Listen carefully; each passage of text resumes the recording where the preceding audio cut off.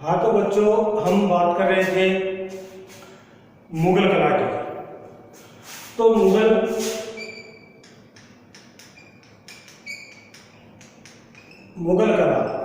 कला में आपने कुछ से जो हमारा क्लास था उसमें हमने पढ़ा था कि जहांगीर, अकबर, हुमायूं, बाबर, शाहजहां, औरंगजेब, इनके सब के बारे में हमने अध्ययन कर लिया। इनके काल में कुछ चित्र बने थे, जैसे एक तो बना था सलीम का जन्म। ये आपको बेटा याद रखने हैं, सलीम का जन्म। दूसरा था कबीर व रैदास। तीसरा दारा शिकोह की बारात।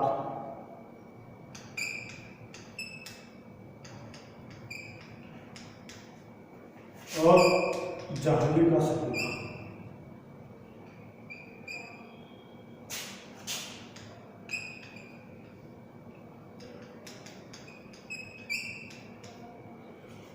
ये चित्र बने थे मुख्य रूप से।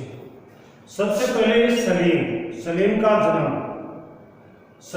जन्म जो चित्र था उसके चित्रकार थे केसु।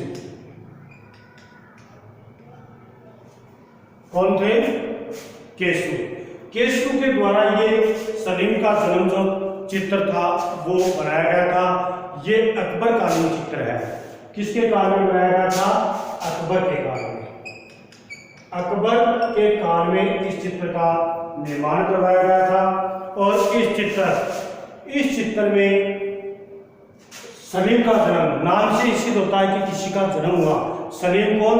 जहांगीर जो था उसका बचपन का जो नाम था सलीम, उसका जन्म के समय का चित्र बनाया गया था। अब चित्र में किस प्रकार से आपको वर्णन करना है? चित्र था ये 3 भागों में बनाया गया है।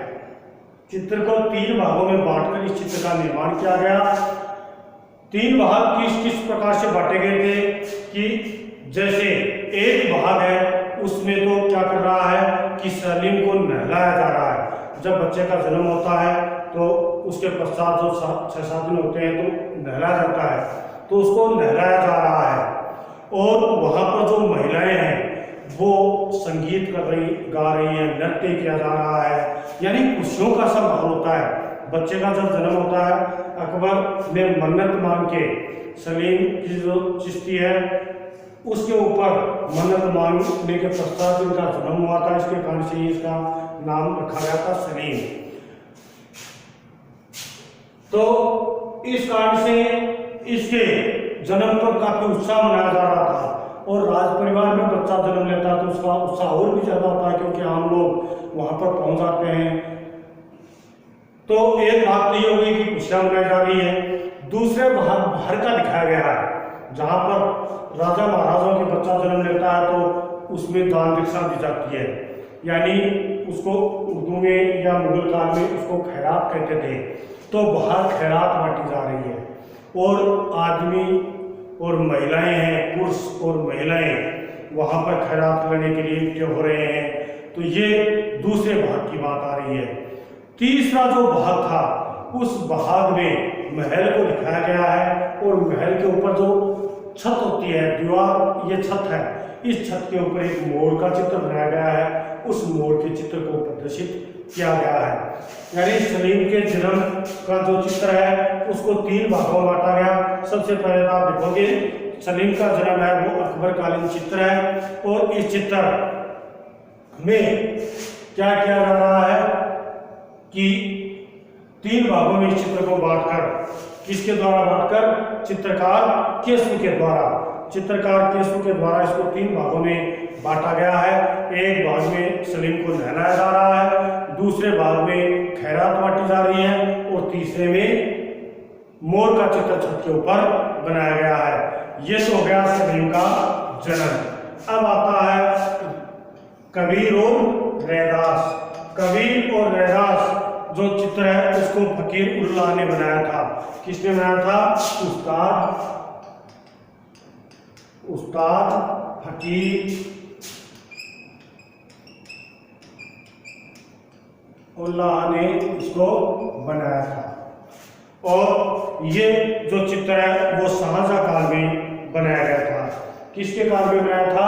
शाहजहां के काल में इस चित्र को बनाया गया था। तो सबसे पहले लिखेंगे शाहजहां के काल में ये चित्र बनाया गया। चित्रकार का नाम था उस्ताद फकीर उल्लाह के द्वारा इस चित्र का निर्माण किया गया था। अब इस चित्र का हमें वर्णन करना है। इस चित्र का वर्णन करता है कबीर और रैदास, यानी ये दोनों व्यक्तियों के बारे में आपने काफी कुछ सुना होगा। कबीर और रैदास दोनों ही निगुण भक्ति धारा के संत थे और ये दोनों बैठे हैं। कबीर है वो चरखा काट रहा है, कपड़ा बुनने का कार्य कर रहा है, यानी चरखा काट रहा है। दोनों नंगे बदन हैं, यानी धोती पहन रखी है, दोनों ने शर्ट नहीं पहन रखे हैं। दुबले पतले दिखाए गए दोनों को, एकदम दुबला पतला दिखाया गया है।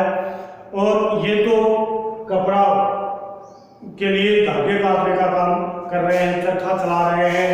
और रैदास जी हैं वो चटाई के ऊपर बैठे हैं।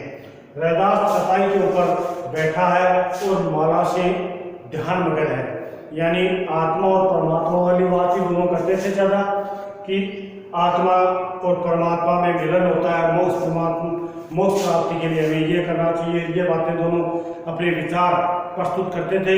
तो उसी प्रकार से ये ध्यान मगन है रैदास जी। और वहां पर उनके पीछे झोंपड़ियों को दिखाया गया है, यानी एक गरीब व्यक्ति होता है उसका चित्रांकन जिस प्रकार से किया जाता है उस प्रकार से इसका चित्रांकन किया गया है। और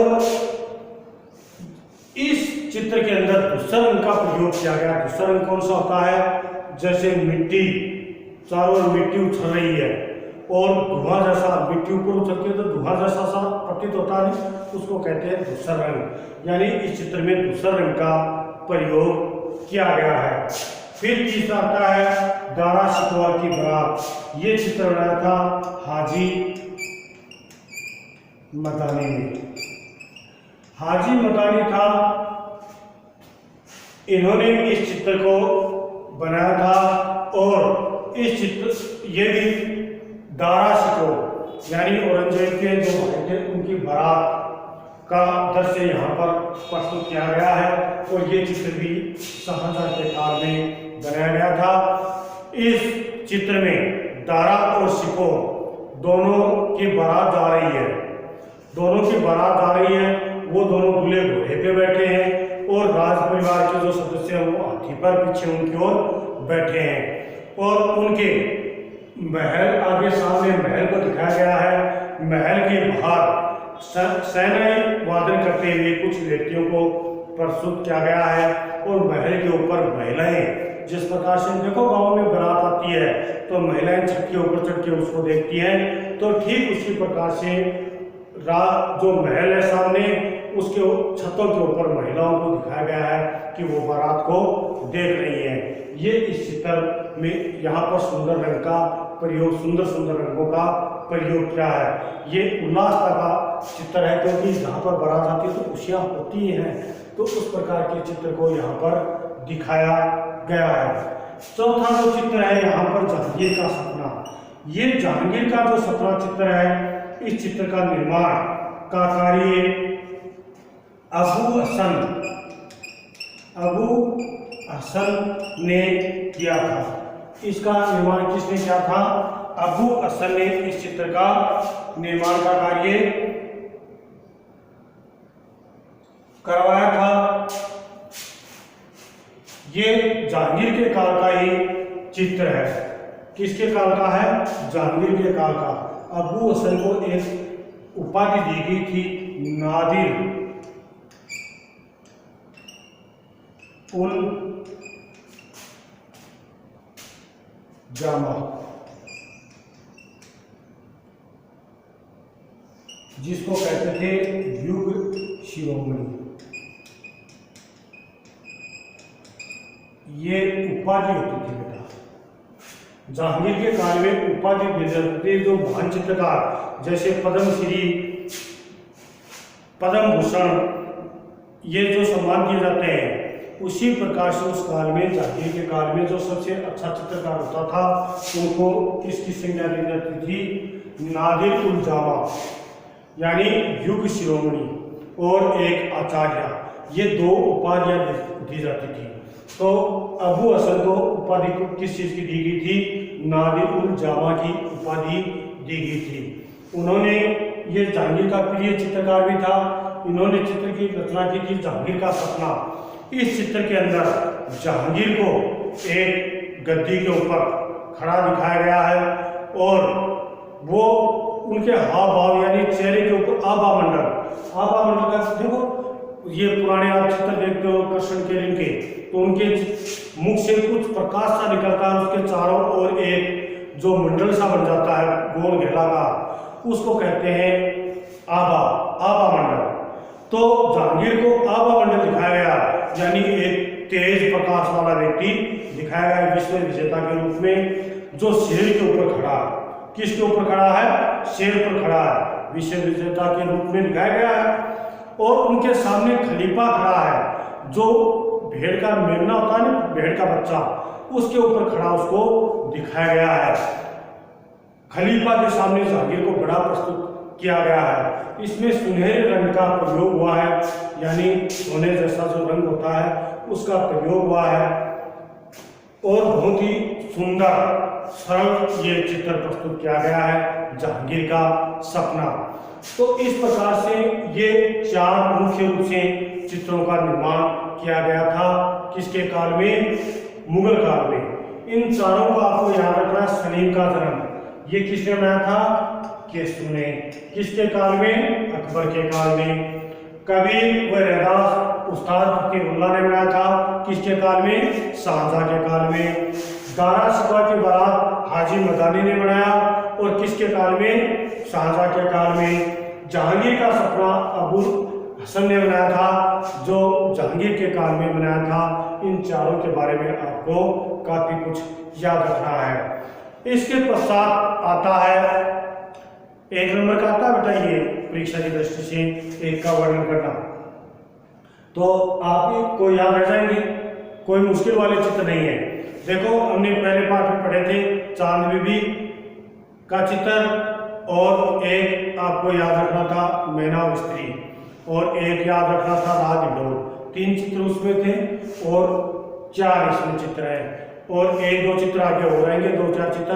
इन चित्रों में से एक चित्र आएगा, वो 1 नंबर का आएगा, इसलिए कोई टफ वाली बात नहीं है। अब इसके पश्चात आता है मुगल कला की विशेषता। मुगल कला की विशेषता में, यानी हमने जितने मुगल काल के बारे में पढ़ा था और सबकी जो विशेषताएं हैं वही मुगल कला की विशेषताएं आती हैं। मुगल कला की विशेषता में सबसे पहली बात आती है कि मुगल काल में जितने भी चित्र बनाए गए थे वो चित्र किस प्रकार के थे, यानी प्रारंभ काल में ईरानी शैली का प्रभाव दिखाई देता है, लेकिन धीरे धीरे वो भारतीय शैली का इसमें समन्वय होता है। तो हम ये कह सकते हैं कि कठोरता के साथ में कोमलता का समन्वय किया गया है। एक विशेषता हुई। दूसरी विशेषता, मुगल कला में रेखांकन का अत्यधिक महत्व प्रदान किया गया है, यानी पतली रेखांकन किया गया है। ये आगे 2 विशेषताएं। तीसरी विशेषता आती है रंगों का प्रयोग। मुगल काल में हर प्रकार के रंगों का यहाँ पर प्रयोग देखने को मिलता है। प्रारंभ काल में यहाँ पर हर प्रकार के रंगों बनाए गए थे, सलेटी कलर, हरा रंग, नीला रंग, पीला रंग, और इन सब रंगों का समन्वय भी देखने को अच्छा मिला था। जो दशानन था, जिसमें रंगों का मिश्रण का राजा कहा जाता था, उनके द्वारा ये चलन प्रारंभ हुआ, लेकिन ये धीरे धीरे सुनहरे चांदी जैसे रंगों में परिवर्तित होते हुए चले गए और बाद के चित्रों में सोने के या चांदी के उनके ऊपर लेप भी किया जाता था, हीरो से जड़ित भी बनाए जाते थे।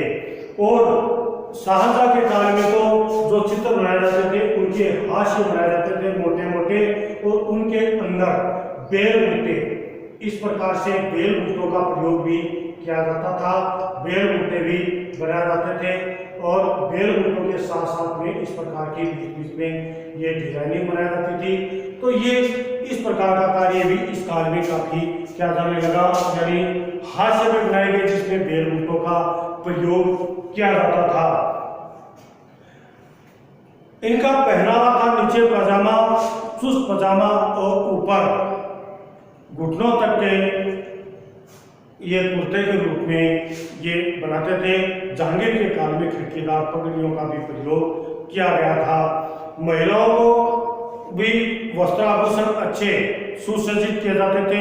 पहले ईरानी शैली के थे, लेकिन बाद में ये धीरे धीरे भारतीय शैली का इसके ऊपर प्रभाव पड़ने लगा, जिसके कारण से भारतीय जो वस्त्राभूषण थे उनका प्रयोग यहाँ पर देखने को मिलता है। पर फिर अगली विशेषता आती है प्रकृति चित्रण। प्रकृति चित्रण में इन्होंने पशु पक्षियों का चित्रण भी का कार्य भी किया था। जो जैसा कि हमने पढ़ा कि जहांगीर के काल में मंसूर अली जो पक्षी चित्रकार थे, इन्होंने टर्की कोक में बाज का चित्र बनाया। इसी प्रकार से मनोहर कई पशुओं के चित्र का कार्य किया था। इस कारण से पशु पक्षियों का चित्र का कार्य यहाँ पर काफी मात्रा में किया जाता था। मुगल शैली थी वो दरबारों तक ही सीमित रही, यानी दरबारों में चित्रांकन का कार्य किया। जबकि हम राजस्थानी शैली में पढ़ेंगे तो देखेंगे कि बाहर की जो हवेलियां हैं या बड़े बड़े महल हैं या बड़ी बड़ी जो हवेली बनाई गई थी, इनमें दीवारों पर भित्ति चित्रण काफी मात्रा में किया गया था, लेकिन मुगल काल में ऐसा देखने को नहीं मिलता है। यहाँ पर केवल किसके बारे में देखने को मिलेगा, आपको दरबार में ही ये चित्र बनाए गए थे। फिर अगली विशेषता में दिखा देंगे, यहाँ पर दाना पर्दाज और खत पर्दाज का अत्यधिक महत्व प्रदान किया गया है, यानी चित्रों पर छाया देने के लिए दाना पर्दाज व चित्रों में उभार लाने के लिए खत पर्दाज का प्रयोग किया जाता था, जो अत्यंत सराहनीय कार्य किया गया है। तो ये बातें इसके काल में मुख्य विशेषताओं के अंतर्गत आती हैं। ये आपका चैप्टर पूरा हुआ कि मुगल काल में किस प्रकार से कला का विकास हुआ और धीरे धीरे वो पतन हो गया। इतना आप कह सकते हैं कि यहाँ पर कला के साथ साथ में स्थापत्य कला का भी विशेष ध्यान रखा गया। काफी भवनों का, मंदिरों का निर्माण का कार्य यहाँ पर किया गया था। जय हिंद।